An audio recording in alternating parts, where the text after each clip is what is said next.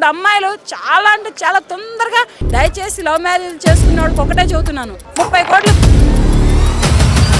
తల్లిదండ్రులు అనేవాళ్ళు మారారనుకో అమ్మాయిల జీవితాలే కానీ అబ్బాయిల జీవితాలే కానీ బాగుపడతాయి, బాగుంటారు వాళ్ళు కూడా. ఏంటంటే తల్లిదండ్రులే రా ఏంటి వాడు పెట్టేదేంటి వాడు చూసేదేంటి మేము ఉన్నాం రా, నీకు ఉద్యోగం లేదా చదువు లేదా నీ బతుకు నువ్వు బతుకు కానీ రా అని ఇప్పుడు పిలుస్తున్నారు అమ్మాయిల్ని. వీళ్ళు అలాగే వెళ్ళిపోతున్నారు. ఇక్కడ జీవితం ఎవరి జీవితం పాడైపోతుంది? అమ్మాయి జీవితమే పాడైపోతుంది. అలాగే అబ్బాయిది కూడా పాడైపోతుంది. అబ్బాయి కూడా చాలా వరకు మానసికంగా కృంగిపోతున్నాడు. ఇష్టపడి పెళ్లి చేసుకున్న అమ్మాయి దగ్గర లేక సరిగ్గా సంసారంలో సరైన ఇది లేక అబ్బాయి కూడా అలాగే కృంగిపోతున్నాడు. ఈ అమ్మాయి అయితే మాత్రం సర్వస్వం కోల్పోతుంది. అదే వెనకటి రోజులలో అలా లేదు. అమ్మ ఎలాగోలా సర్దుకోమ్మా, అమ్మ మీ నాన్న బాధపడతాడమ్మా, అమ్మ నేను బాధపడతానమ్మా, అమ్మ పిల్లలు ఉన్నారమ్మా, అదమ్మా ఇదమ్మా అని సర్ది చెప్పి అబ్బాయి తరఫున బంధువులే కానీ అమ్మాయిల తరఫున బంధువులే కానీ నచ్చ చెప్పి సర్ది చెప్పి ఒకటి చేసేవాళ్ళు. వాళ్ళు కూడా అలా వైవాహిక జీవితాన్ని అలా సాగించుకుంటూ వెళ్ళిపోయేవాళ్ళు.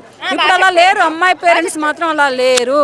వాళ్ళకి ఆస్తులు కావాలి, ఈడు కాకపోతే ఇంకొకడు 30 కోట్లు కావాలంట. మొన్న ఒక ఆమెకి సెకండ్ మ్యారేజ్ అంట, అమ్మాయికి 30 కోట్లు కావాలంట.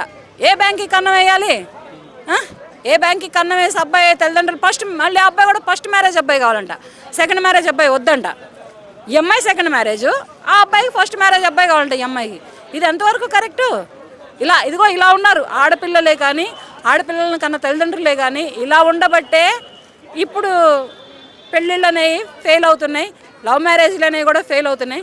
దయచేసి లవ్ మ్యారేజ్ చేసుకునే వాళ్ళకి ఒకటే చెబుతున్నాను, మీరు మ్యారేజ్ బిఫోరు ఆ అబ్బాయి దగ్గర ఏం చూసి ఇష్టపడ్డారో అదే మ్యారేజ్ బిఫోరు ఆ అమ్మాయి దగ్గర ఏం చూసి ఇష్టపడ్డారో దాన్ని చూసే దానిని చూసుకుంటూనే దాన్ని ఆ ఇష్ట ప్రకారమే లైఫ్ లీడ్ చేసుకోండి. అంతేగాని తర్వాత వాళ్ళమ్మ ఏదో అనిందనో మీ అమ్మ ఏదో అనిందనో మీ నాన్న ఏదో అన్నాడనో వాళ్ళ అక్క ఏదో అనిందనో మీ లైఫ్లు మీరు ఆగం చేసుకోవద్దు. వాళ్ళు అలా వస్తారు, ఇలా వెళ్ళిపోతారు.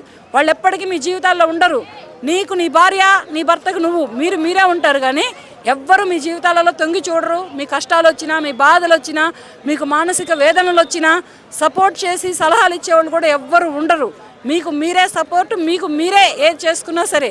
అలాగని చెప్పేసి ఇద్దరు విడిపోయి ఇష్టం వచ్చినట్టు చేసుకొని పిల్లల్ని మాత్రం రోడ్డును పడేయొద్దు. అలాగని ఇంకోటి పెట్టుకొని ఒకళ్ళనొకళ్ళు చంపుకొని కూడా పిల్లల్ని రోడ్ల మీద పడేయొద్దు. ఇప్పుడు సరే భర్తని భార్య చంపిద్ది, ఈ అమ్మాయి జైలుకి వెళ్తుంది. ఈ అమ్మాయి ఇద్దరు పిల్లలు ఏమవుతారు? భార్యను భర్త చంపుతాడు, ఆ అబ్బాయి జైలుకి వెళ్తాడు, ఈ అమ్మాయి చచ్చిపోయింది. వీళ్ళిద్దరు కానీ ఇష్టపూర్వకంగా పెళ్లి చేసుకొని కన్నా పిల్లలు ఏమవ్వాలి? వీళ్ళు ఎక్కడ అనాథలు అవ్వాలి? వీళ్ళు అనాథలు అయిపోతున్నారు కదా, అది ఎవరికి? అందుకనే పిల్లల్ని అలా చేయొద్దు. మీరు కూడా తల్లిదండ్రులకి దయచేసి ఒకటే చెబుతున్నాను, పిల్లల్ని మంచి చెడు చూసి ఇచ్చి చెయ్యండి. అంతేగాని అబ్బాయికి 24, అమ్మాయికి 20, చదువులే కానీ సంజలే కానీ ఏమున్నా కానీ అమ్మాయికి 20 ఏళ్ళు వచ్చినాయా ఎమ్మటనే పెళ్లి చేసేయడమే మంచిది. అబ్బాయి కూడా అంతే, 24 ఏళ్లలో చేసేస్తే సరిపోయింది. 35 ఏళ్లలో పెళ్లి చేసుకొని ఈ 10 ఏళ్ళు వైవాహిక జీవితాన్ని మిస్ అయిపోయినట్టేగా వాళ్ళు. ఈ 10 ఏళ్ల పాటు ఆనందమైన జీవితాన్ని వైవాహిక జీవితాన్ని మిస్ అయిపోయినట్టుగా వీళ్ళకి 50 ఏళ్ళు వచ్చి 10 ఏళ్ళ పిల్లలు ఉంటారు. 50 ఏళ్ళ వయసులో వీళ్ళకి చాకరీలు చేసి వీళ్ళ స్కూల్లో పంపించి వీళ్ళని కాలేజీలు చదివించేంతటి స్టామినా ఒంట్లో ఓపిక వీళ్ళ దగ్గర ఉంటుందా? ఉండదు. దానికనే ఏంటంటే ఈ మధ్య కాలంలో ఇన్స్టాగ్రామ్లో ఫేమస్ అవ్వడానికి అమ్మాయిలు చాలా రీల్స్ రూపంలో చాలా చేస్తున్నారు. అది పేరెంట్స్ కూడా చూస్తున్నారు. సో అలాంటి వాళ్ళకి మీరేం చెప్తారు? చేసుకోవచ్చు, దాంట్లో చెడు లేకుండా మంచి చేసుకోవచ్చు. అమ్మాయిలేంటి అబ్బాయిలేంటి ఇప్పుడు ఉన్న జనరేషన్ బట్టి ఇప్పుడున్న దాన్ని బట్టి చేసుకోవద్దని నేను అనట్లేదు. కానీ దాన్ని చెడుకు తీసుకోను, లేకపోతే ఇన్స్టాగ్రామ్లో ఎవరినో పరిచయం చేసుకోను, ఎక్కడికెక్కడికో హద్దులు మీరు అన్యాయం అయిపోవద్దు. మీ జీవితాలు మీరు అన్యాయం చేసుకోవద్దు. ఈ ఇన్స్టాగ్రామ్లో పరిచయమైన అమ్మాయిలే ఎక్కువ అన్యాయం అవుతున్నారు, అమ్మాయిలే మోసపోతున్నారు, అమ్మాయిలే చేసుకుంటున్నారు. లేకపోతే అమ్మాయిని తీసుకువెళ్ళి ఏదో ఒక నిర్మానుష్యమైన ప్రాంతానికి తీసుకెళ్ళి అబ్బాయిలు పాడు చేసి చేస్తున్నారు. ఒక అమ్మాయిని తగలబెట్టారు. ఇన్స్టాగ్రామ్ పరిచయమే అది. ఇన్స్టాగ్రామ్ పరిచయాలలోనే ఇటువంటి లైఫ్లు అనేవి ఇటువంటి అన్నీ జరుగుతున్నాయి. దయచేసి అలా వెళ్ళొద్దమ్మా. అలా వెళ్ళొద్దు. మీరు ఎవరైనా కానీ అలా వెళ్ళొద్దు.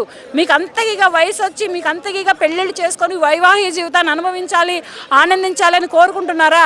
మీ తల్లిదండ్రులకు చెప్పండి.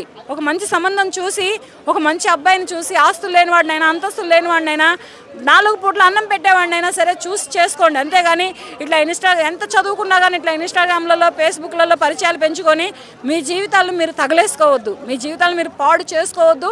మీకేమైనా అయ్యి మీరు పోతే రేపటి రోజున మీ తల్లిదండ్రులు జీవితాంతం మిమ్మల్ని తలుచుకొని మీ ఫోటోలు పెట్టుకొని జీవితాంతం కుమిలి ఏడ్చేలాగా చేయొద్దు. ఎందుకంటే మిమ్మల్ని 20 ఏళ్ళు పెంచి ఎవడికో బలివ్వడానికి కాదు మిమ్మల్ని కనేది.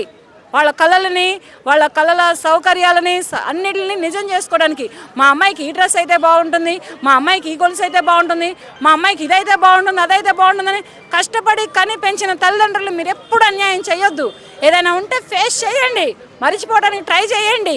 అంతేగాని మీరు ఎవడు పడితే వాడు పిలిచాడనో, ఎక్కడ పడితే అక్కడ రమ్మన్నాడనో మీరు ఒంటరిగా వెళ్ళొద్దు.